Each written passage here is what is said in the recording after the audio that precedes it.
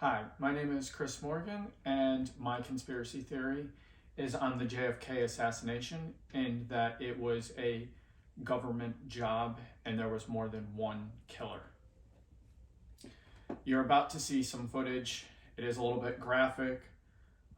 It is hard to fully see what is going on, but this is the actual assassination that was caught on film.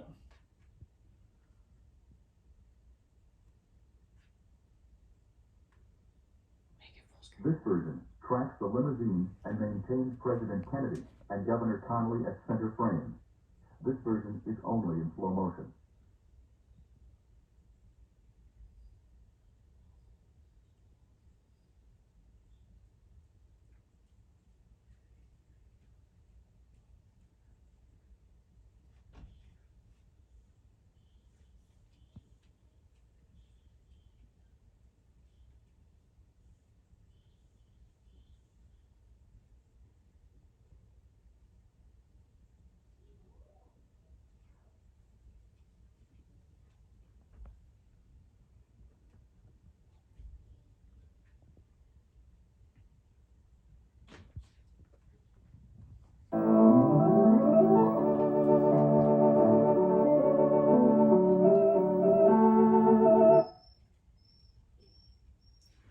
Now, as you can see from that video, that was his assassination, and you could see that at least 3 shots had been fired. The next image that I have is the rifle that was said to be the rifle that killed JFK. It was found a little ways away, and it was Lee Harvey Oswald's one that he had fired and actually owned.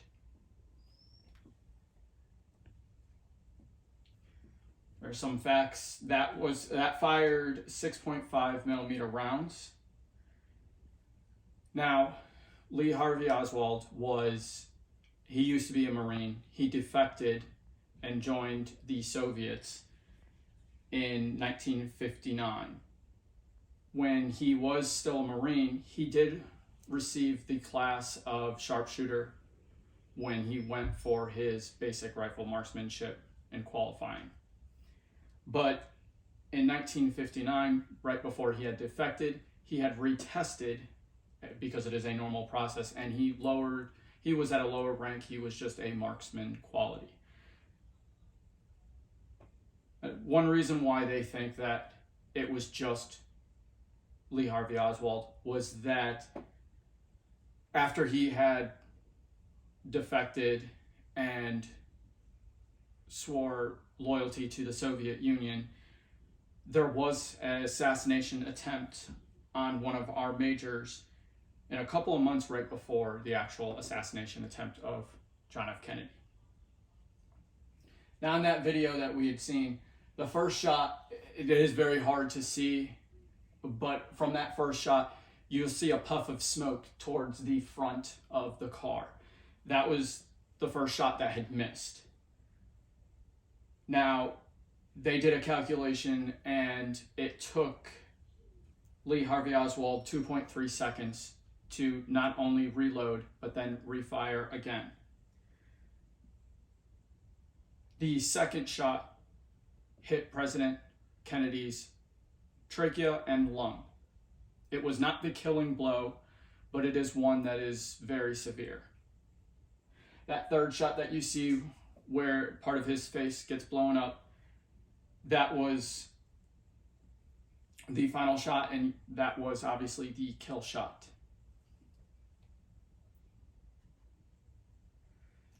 This was an autopsy report. It was taken from the National Archives that depicted the bullet, where the bullet fragments had landed, his shots, as well as what was the cause of death. Now what makes this whole conspiracy theory possible is there was a lot of inconsistencies that the government had. One of them being that autopsy report. The autopsy report was done by 4 different doctors. And each of those doctors had a part in that one report. Now, Dr. Humes was the main person that conducted the autopsy. And he had brought the autopsy report home, was reviewing it, going over it, didn't feel it was quite right. It also had a lot of bloodstain marks on it. As you saw, that autopsy report that was shown did not have any bloodstain marks on it. The reasoning for that was this was not the original that is supposed to be in the archives. This was a duplicate that was made on the assumption. Dr. Humes said that that document that had the bloodstains on it, he burned in his own fireplace. So he was hoping that all the information that was on that autopsy report was correct. Now, along with the conspiracy theories, there are conspiracy theories on it for numerous different things. For instance, they had one stating that the government was not happy. Well, the government as well as the United States people were not happy with how John F. Kennedy was conducting business during the Panama-Cuba incidents in 1962 and 1963. I find that a little hard to believe, but I can see it. The next theory was that the mafia was the one that had put a hit on the president. Part of that was because of his brother, Robert Kennedy, was a big gambler and got himself into a lot of debt with the mafia. Now, with your brother as president, he thought he was untouchable. So he didn't put much concern to the threats from the mafia. So the theory is that the mafia showed him that nobody is above their law. The third, which is kind of where I lean towards, and mind you, this is a conspiracy theory within a conspiracy theory, so they kind of meld and get kind of confusing. But it was a government inside job. Lyndon B. Johnson, who became president right afterwards, wanted the presidency extremely bad. The only way to become a president was for the current president to either be deemed incompetent or die. When Lyndon B. Johnson was elected as president afterwards, once Kennedy had died, he wanted this investigation to happen extremely fast. So he pushed and made things and didn't give, especially such a high-profile case, he didn't give it the time that it needed to fully investigate. They found a suspect who was close, but didn't have any true bearing. Everything, all the evidence that had shown up was truly circumstantial. Along with that was the whole incident itself. I don't have any actual footage, but there were reports of people both that were there, and some claimed it was 3 shots, some claimed it was 4, some claimed that they saw people off in the distance over the grassy hill or knoll. I tend to believe that there was a second shooter, because just looking at the video, his head does go forward, but then gets jerked backwards. And then when that final shot goes through, he shoots it forward again. Now, if Lee Harvey Oswald was behind him for all 3 shots, well, when his head, in order for his head to have jerked backwards, he had to have been in front of him.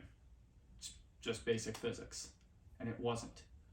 There was a lot of cover-ups. There was a lot of miscommunications, a lot of misrepresentations with the government. They covered a lot of this stuff up because they made it look bad in their light. The final piece of why I believe that the government had a huge part and that there was a second killer had to do with Lee Harvey Oswald's death. Shortly after he was taken into custody, he was then murdered by a bartender who had frequent government officials going to his bar. Usually, especially with a high-profile case, the prisoners, they are taken into custody and they are guarded with every measure. This was not held true. And I believe that they used the bartender to, in essence, tie up loose ends. Because if Oswald did have a part, which he very well may have, and I believe that he did play a part, but I believe he also had an accomplice. But if he's dead, there's nobody to name the accomplice. So in conclusion, I believe that JFK's murder was a government job and that there was more than one person that murdered the president. But with this conspiracy theory, I feel that we will never know 100% the truth. Thank you.